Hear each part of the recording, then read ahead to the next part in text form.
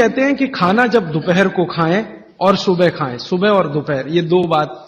वो ये कहते हैं कि दोपहर और सुबह का खाना खाएं। वैसे तो वो कहते हैं दोपहर का ना खाएं, दोपहर का खाना सवेरे खाएं। लेकिन अगर आप खा ही रहे हैं तो वो ये कहते हैं कि तुरंत विश्रांति लें, खाते ही आराम करें, काम कोई ना करें। कब तक? 20 मिनट। 20 मिनट विश्रांति लें। और उसको उन्होंने एक्सप्लेन किया है कि वो विश्रांति जो होनी चाहिए वो आपके शरीर को, जो बायां हाथ है इसको नीचे करके दाएं हाथ को ऊपर करके वाम कुक्षी अवस्था में लेटें। भगवान विष्णु को लेटे हुए देखा शेषनाग पर, बस उसी परिस्थिति में लेटें, उसी स्थिति में लेटें। क्यों? Left side. आप जानते हैं हमारे शरीर में 2 नाड़ियां हैं, वैसे तो 3 हैं। 3 नाड़ियां, एक सूर्य नाड़ी है, एक चंद्र नाड़ी है, एक मध्य नाड़ी है।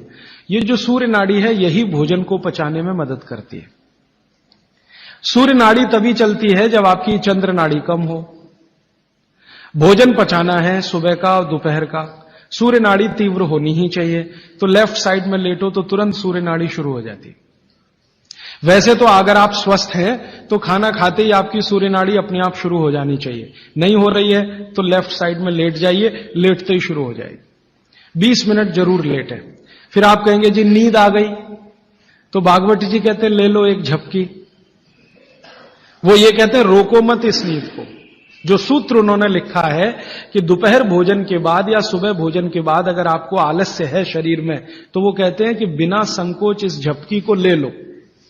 20 मिनट की झपकी ले लो, ज्यादा से ज्यादा 40 मिनट की ले लो, इसके आगे नहीं। तो अगर आप भोजन के बाद इस विश्रांति ले लें 20 से 40 मिनट, तो अगले आधे दिन काम करने को बहुत एनर्जी आपके पास आएगी। आप चाहें तो आज ही करके देख लें। मैं इस सूत्र को वैसे कल विस्तार से समझाने वाला हूं कि शरीर के 14 वेग होते हैं, वेग, उनको कभी भी रोके नहीं। उसमें से निद्रा है, नींद जो है ना, ये एक वेग है। तो वो कहते हैं कि दोपहर के खाने के बाद अगर आलस्य आ रहा है तो ये स्वाभाविक है, क्योंकि खाना खाते ही जठर अग्नि प्रदीप्त होगी। अग्नि प्रदीप्त होने के लिए मैंने आपसे कल समझाया था ना, ब्लड की जरूरत पड़ेगी। तो सारे शरीर का खून पेट में रहता है जब तक खाना पचता है। तो बाकी अंगों को खून की कमी है तो प्रेशर बढ़ेगा, तो ब्रेन को प्रेशर आता है, तो ब्रेन रिलैक्स होना चाहता है, इसलिए भोजन के बाद आपको सुस्ती आएगी ही। ये प्रकृति का नियम है। तो आप ले लेना उस नींद को, छोड़ते क्यों हैं? बहुत कीमती है, लोगों को मिलती नहीं। गोलियां खाते हैं फिर भी नहीं आती। मैं आपको और एक छोटी सी जानकारी बताऊं कि भागवत जी के इस सूत्र पर यूरोप और अमेरिका में बहुत रिसर्च हो रही है आजकल। और ब्राजील और मैक्सिको और ऑस्ट्रेलिया, तीनों देश की सरकारें 2008 में कानून बनाने जा रही हैं कि हर एक कर्मचारी को लंच के बाद झपकी लेने के लिए ब्रेक देना कंपलसरी है। तो उन्होंने ये महसूस किया है कि जिन कर्मचारियों को दोपहर खाने के बाद वो झपकी लेने की छूट दे रहे हैं, उनकी काम करने की एफिशिएंसी 3 गुना बढ़ गई है।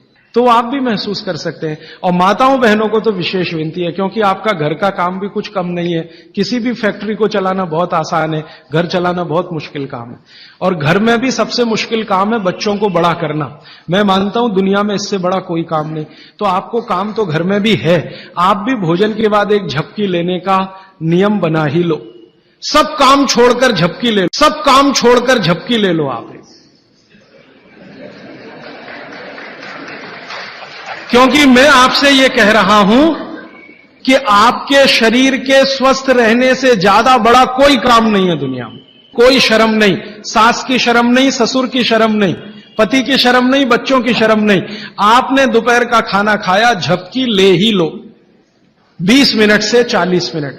जिंदगी आपकी सुखी रहेगी, जिंदगी भर आप सुखी रहेंगे। इसमें कोई शर्म की बात नहीं है, यह शरीर की जरूरत है। जैसे भूख लगती है तो हम खाना खाते हैं, इसमें क्या शर्म करते हैं? वैसे ही खाना खाते ही ब्लड प्रेशर बढ़ता है और ब्रेन को ज्यादा प्रेशर बर्दाश्त नहीं है, तो नींद लेना ही शरीर के लिए अच्छा है। तो आप ये कर लो। पुरुषों के लिए भी मेरी विनती है। आप कहेंगे जी दुकान में व्यवस्था नहीं, कुछ बना लो, आगे पीछे कुछ तोड़ ताड़ के ऐसी व्यवस्था कर लो कि खाते ही पैर सीधे करने को कुछ तो हो जाए। आप कहेंगे जी बैठ के ऐसी व्यवस्था कर लो कि खाते ही पैर सीधे करने को कुछ तो हो जाए। आप कहेंगे जी बैंक में काम करते हैं, बीमा कंपनी में काम करते हैं, तो मैं अमेरिका, यूरोप की उन कंपनियों की लिस्ट दे देता हूं जहां पर यह नियम बन चुका है। आपके बैंक और बीमा वालों को वो लिस्ट दिखा दो कि जब ये अमेरिका और कनाडा और ब्रिटेन और ऑस्ट्रेलिया और न्यूजीलैंड में कानून बन सकता है तो हिंदुस्तान में क्यों नहीं। बागभट्ट तो हिंदुस्तान के थे। अब मैं आपको एक उल्टी बात कहता हूं, गुजरात में जाता हूं, मैं राजस्थान में जाता हूं, जयपुर जैसे शहर में, राजकोट जैसे शहर में, तो दोपहर को सारा बाजार बंद रहता है। कहां है जी? खाना खा के झपकी ले रहे हैं। बहुत सुखी लोग हैं, बहुत सुखी लोग हैं। काठियावाड़ में मैंने देखा है, क्या पोरबंदर, क्या राजकोट, क्या जामनगर, क्या जूनागढ़, क्या अमरेली, दोपहर को बाजार खुलेगा ही नहीं। और मैंने तो ऐसे ऐसे लोगों को देखा है कि ग्राहक आके खड़ा है करोड़ों रुपए लेके, सेठ जी कहेंगे जी शाम को आना 4 बजे के बाद। अरे सेठ जी मेरे पास बैग भरा है रुपयों का, शाम को ले आना, मुझे अभी इतनी फुर्सत नहीं है, मैं नींद ले रहा हूं। अब कुछ लोग गालियां देते हैं, क्या निकम्मे लोग हैं, दोपहर को सोते हैं। सोना ही चाहिए। जो पुराने शहर है ना हिंदुस्तान में, हर जगह ये देखने को मिलेगा, दोपहर के खाने के बाद सब झपकी लेंगे ही। अच्छा, अब इसका उल्टा सूत्र है आगे का। तो शाम के भोजन के बाद कभी भी विश्रांति नहीं लेना। माने 6 बजे खाना खा लिया तो 8 बजे ही जाना सोने के लिए, उसके पहले नहीं। क्यों? सुबह का जो है क्रम शाम को उल्टा है। सुबह सूर्य का प्रकाश है, पवन का स्पर्श बहुत तीव्र है, शाम को सूर्य का प्रकाश बिल्कुल नहीं है। तो शाम के लिए वो ऑब्जर्वेशन करके कहते हैं कि कभी भी खाने के बाद तुरंत सोना नहीं। अगर सोएंगे तो हार्ट अटैक, डायबिटीज, सब बीमारी आने की संभावना। अब आके एक तीसरा सूत्र उन्होंने लिखा है, दोनों को शायद मिलाया उन्होंने। वो ये कहते हैं कि सुबह और शाम को अगर जो आप ये दोनों नियम पालन नहीं कर पाते किसी कारण से, करें तो बहुत अच्छा है, नहीं कर पाते तो वो ये कहते हैं कि 10 मिनट के लिए वज्रासन में जरूर बैठ जाए, सुबह और शाम दोनों। वज्रासन आप सब समझते हैं, ये ऐसे पैर पीछे करके बस 10 मिनट बैठ जाइए खाने के बाद, सुबह भी और शाम को भी। और प्राणायाम और योग में महर्षि पतंजलि ने कहा है कि भोजन के बाद जो किया जाने वाला आसन है वो ये एक ही है, बाकी कोई आसन आप नहीं कर सकते। महर्षि पतंजलि बागभट्ट के बाद के हैं। महर्षि पतंजलि कहते हैं कि अगर वज्रासन में कोई बैठता है तो शरीर बिल्कुल वज्र के जैसा ही होता है। वज्र आप समझते हैं, एकदम कठोर मजबूत।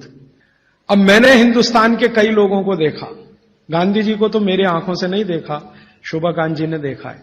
गांधी जी घंटों घंटों वज्रासन में बैठते थे और आप देखो एकदम पतला शरीर और अंग्रेजों की लाठी खाने को हमेशा तैयार। वो वज्रासन की कृपा है गांधी जी। गांधी जी कोई आसन नहीं करते थे, कोई प्राणायाम नहीं करते थे। सुबह घूमने जरूर जाते थे और घंटों घंटों 3-3 घंटे तो लोगों ने उनको देखा बिना हिले डुले वज्रासन में बैठ के चिट्ठी लिख रहे, किताब पढ़ रहे वगैरह वगैरह। तो शरीर की बहुत सारी क्रियाएं एकदम दुरुस्त रहती। ये 3 सूत्र हुए।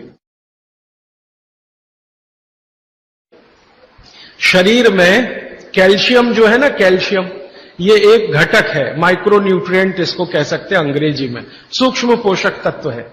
ये कैल्शियम के बारे में जो गंभीर बात है आज के विज्ञान के हिसाब से जो मैं कहना चाहता हूं, भागवत जी ने तो 3500 साल पहले कह दिया, आज का विज्ञान उसको प्रूव कर रहा है, कंफर्म कर रहा है। वो ये कि कैल्शियम की कमी अगर शरीर को है तो आपको 20 नहीं 50 बीमारियां आएंगी। कैल्शियम की कमी अगर है शरीर को तो 50 बीमारियां आएंगी। क्या क्या आ सकता है? हर तरह का दर्द आपको होगा, हर तरह का, मांसपेशियों का दर्द, हड्डियों का दर्द, सब तरह का। हड्डियों की जितनी विकृतियां हैं वो सब कैल्शियम की कमी से आएंगे। हड्डियों के जितने रोग हैं वो सब कैल्शियम की कमी से आएंगे। फिर वो कहते हैं कि रक्त के बहुत सारे रोग कैल्शियम की कमी से आते हैं, रक्त के रोग, खून की बीमारी।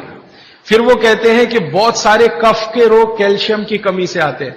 तो कैल्शियम कम नहीं होने देना चाहिए।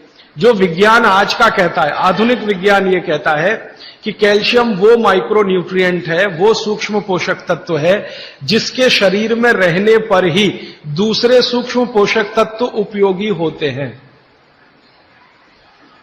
ये 12-15 साल का रिसर्च है, एक वाक्य में मैंने खत्म कर दिया।